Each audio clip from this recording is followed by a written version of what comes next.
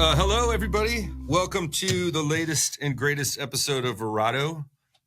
Today, we're doing something a little different. We're going to mix it up.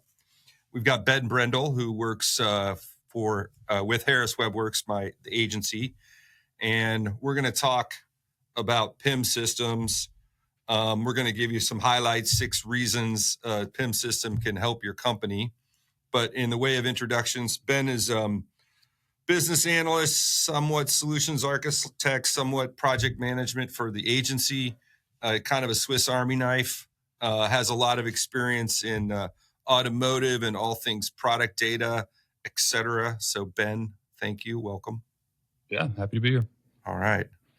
So we're just going to kick this off real quick.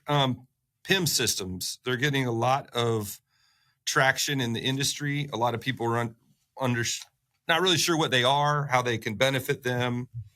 So we're going to make it real clear, try to make it real clear. But we're going to start off by just giving a high-level overview of what a PIM system is and 6 ways in which a PIM system will help your business. So a PIM system is a product information management system, and it could be, a game changer for suppliers and manufacturers looking to automate product data integration with their buyers. So this is basically a system that can help streamline product data. And frankly, in the B2B space, in the supply chain space, having normalized structured data is almost a must-have in today's world. It's becoming more and more of a requirement. So these systems can really, really help you out. So we're going to start off with number 1, and I'm going to hand it over to Ben. Yeah, so centralized product data hub. Everyone's familiar with source of truth and dealing with accounting in that aspect, but that same value comes in for product data, right? Instead of managing in spreadsheets or updating in the website and then going to Amazon or eBay or your other chain of stores or whatever that is, it's one place to centralize and update with everything interconnected. So main benefit being update in one place, send it out to all your channels, whether that be a distributor, B2B portal, B2C portal, direct to consumer, whatever that is. And they're pretty flexible on how you do that, right? There's those pre-baked connectors, open API access, all the way down to just exporting Excel files to whoever may need it. So it makes it really easy to maintain.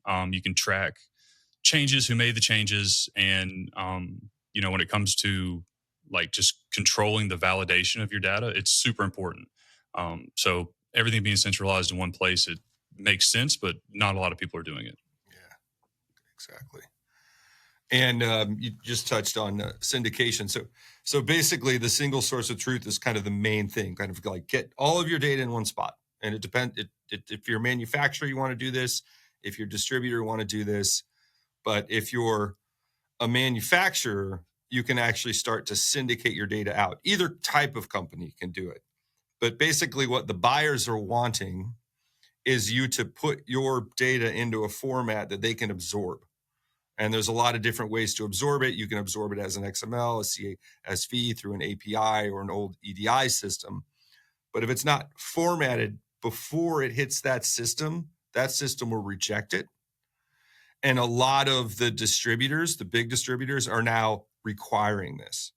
So if you're a manufacturer and you don't have your data ready for them to absorb it quickly, they might stop buying from you. So this is a kind of not just an efficiency gain, but it's becoming more and more of an industry requirement. For sure. And I kind of touched on it a little bit, channel-specific customization, right? If you have a dealer portal, a B2C portal, and then some other channel,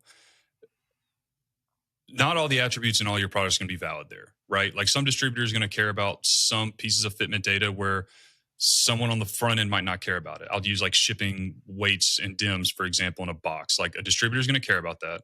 Whereas, a B2C customer probably is not really going to care as much. So you have the control and the flexibility to come in and, interpolate those things however you need to and send different pieces of data, while each output has what it considers to be complete. So, again, distributor A wants a metric unit, distributor B wants something imperial. That's a pretty easy thing to do in a PIM where, size metric equals size, on the US side. So customizing attributes, descriptions, very important. I'll probably hit on like the direct to consumer side to where features, product descriptions are very important. You're selling the product on the front end, where on the distributor side, they might not care as much. Or if you're in a buyer portal, they don't really need all this stuff SEO optimized and dressed up, where one channel might need that. So it allows like this these different outputs in different areas that fit the relevancy for that SKU in all places. And I'll say, a lot of times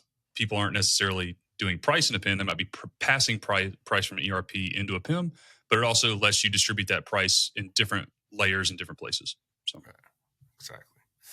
And then similarly, data validation and compliance. So once you have everything centralized, there might be rules that you need to, again, meet some kind of compliance, some kind of regulation. If you don't have this data in here, we can't ship it. We need to have images of a certain size. They're not too small. They're not too big. That might be a requirement of the distributor. Mandatory attributes. Ben just hit on this. A lot of distributors, they want to know not just what size the product is, height, length, width, also the weight, also the box that it goes into. Or they have to calculate how much area in my warehouse shelving do I have to apply to this inbound product? And they might have a calculation based on that data that you're supplying them. And if you're not supplying that data, they'll reject the order. Right. So faster time to market. If you think about it in the side of like, a website, so you want to re-platform your website, company A that has everything organized in a PIM basically unplugs and plugs in, and everything's populated. Whereas if you don't have that, you're doing a lot of importing and exporting and reformatting, and there's like a lot of friction in this process of like, getting to market quickly. There's also a process of, if you don't have a PIM in the centralized hub, like we talked about, with multiple channels going out, you're putting the listing up in Amazon, you're putting it up in eBay, you're putting it up on your website, then you're putting it up in the dealer portal.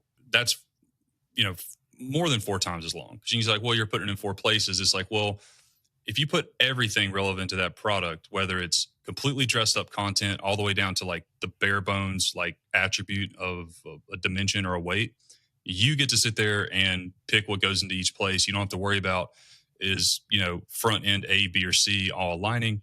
Like it's all in one place. All the requirements are set. You just basically filling out a form, and that form's distributing out. And it's going to be in each channel, relevant to wherever it needs to be. And it's a huge time saver. So, man time versus, what a PIM can cost. It almost pays for yourself if you're scaling constantly and growing your business. And even if you're still sitting in one place and not making a ton of changes, it lets marketing do what they want to do. And it keeps accounting out of there, and no one's in multiple systems messing with anything. Everyone can manage their own system, and everyone can do their job, and everything works like super seamless. And then the last piece is, improved collaboration. If the distributor also uses a PIM, it becomes even easier to just use an API connection to send that data over. So, smooth handshake between the buyer and the seller, distributor, supplier, and there's less, email, spreadsheets. So it streamlines that integration piece. So that's the 6th point. But now that I've said that 6th point, I want to go back and just let people know what the current state is of a lot of businesses. A lot of manufacturers in particular are sending data sheets out to their distributors manually. So they'll have an Excel sheet or they'll have a PDF. It's a lot of work on the distributor side to intake that data. And they're looking for a place to kind of automate that data. So that is all happening right now. I would say over the next few years, most of the suppliers are going to have to get their product data organized because the distributors and the buyers are going to require it. But then a fringe benefit of having this done and in place is that now the manufacturer, the brand of this product, can control the messaging. So if you're selling, let's say you're manufacturing a piece of plumbing, like a drainage system or a product that'll end up in the end consumer, or maybe a contractor will buy it, and you want to describe it in a certain way. The marketing department has some kind of key talking points that differentiate this product from some of your competitors' products. If you have that data centralized in a PIM, now you can push those descriptions out to all the different channels, and all the different channels are having the same messaging. So now when, like, let's say the marketing department wants to change the messaging around a certain product, they don't have to go and reach out to every single buyer individually and make sure that they've updated their systems. You can push it straight into their PIM system if they're retrieving that marketing data, which they will be. And I think, Ben, that also gets back to the scalability side. I think the not just the quantity, but the quality of the data that we're going to be seeing pass back and forth over time between suppliers and distributors will improve. And until you have one of these systems in place, you won't be able to really play well in that game of improved data synchronization. Yeah, for sure. And like to touch on that, marketing doing their thing. I don't think enough people talk about like the engineering piece of this, where like engineers who set specifications and they set benchmarks and they set approvals, like marketing doesn't really care about that, right? That's not what they're doing. But, it does allow for like this version control that's completely optimized all the time. Because like, I'm just gonna use the term an engineer that's building something that's spec for an OEM, let's say a pressure tank, right? Certain pressure tanks set for 100 PSI, somebody fat fingers it, now it's 10. Or vice versa, OEM orders it and it's out of spec because, you're listing in 4 places and one of those places didn't get updated. Because you don't, and you also don't want to give one person, an engineer or any department, access to all of your admin systems so they can go in there and update it in 4 different places as they need to. It's like, we need to update it in one place. You need to do it, and you have a workflow and a certain permission to where you can only touch certain things. Where marketing can only touch certain things, and it gives you like this version control of departments where it silos them, but it lets it work where everybody works together, and it aggregates into this thing that becomes, in theory, a super frictionless system that's scalable for multiple revenue channels over time. Yeah, exactly. And I think that, there's advantages and disadvantages to companies being siloed. I think the siloing of departments makes them more efficient within that department. If you have an engineering department and they're working together as engineers, there's efficiencies by keeping them kind of siloed. Same with marketing. But the disadvantage of the siloing is that sometimes you have data that's not getting collated together. This allows you to do that, but then the marketing department can work on the stuff that they care about that's important to them, and the engineering department and the marketing department can work separately, but everything ends up centralized. And then you can also do integrations with the operational and the finance department on pricing. That's also another component of this, and how you deal with pricing and whether that's going to be in the PIM. Those are all kind of customizations you can do once this is implemented based on your business rules. So, absolutely, yeah, I think that touches on most of the points. Ben, what do you think? Yeah, I think it's pretty good. I'll just leave something else out there. We talk about getting our data in places and getting it organized, but this is almost step 1 to stepping into AI systems and using them correctly. And that'll be a discussion for another day. But, absolutely. This is step 1 to getting to something that's usable. Like, it's not, you got to walk, you got to crawl before you walk, before you run. And PIM is step 1 to really integrating into what would be a modern, efficient tech stack. Yeah. This is almost like a super digital filing cabinet with all kinds of sub filing cabinets. But if you pull that file folder out and it's empty or it's the wrong stuff, then it's not going to work very well. So the data normalization and the data enrichment part And the data completion component is another piece of this, obviously. But this is that first step, like you said, Ben, that kind of forces you to get your data game in place. If you put all the data in this system, it will tell you what's missing. And then that gives you, and then incentivizes you to make that data complete. It incentivizes you to go back and work with your partners and your suppliers to make sure that their data is ready. And that makes the entire ecosystem more efficient. So if you're just talking in general about how do we make manufacturing and distribution more efficient across the entire country, if you're talking about the United States, this is going to be one of those key tools that makes us work smarter, faster, and more efficiently in the future. So I think anybody in the manufacturing space or in the distribution space needs to be asking themselves, do I need a PIM system? Do I need to learn more about PIM systems?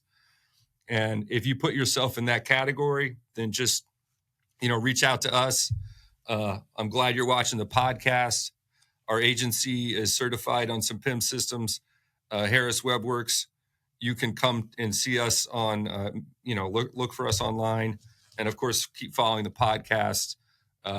Hit me up on LinkedIn, but we'd love to talk to you more about PIM systems. Thanks a lot, Ben. That was awesome. Yep. No, it was good. I'll leave it at that. Follow us on wherever you listen to podcasts, YouTube channel. Check us out on our website, varato.com.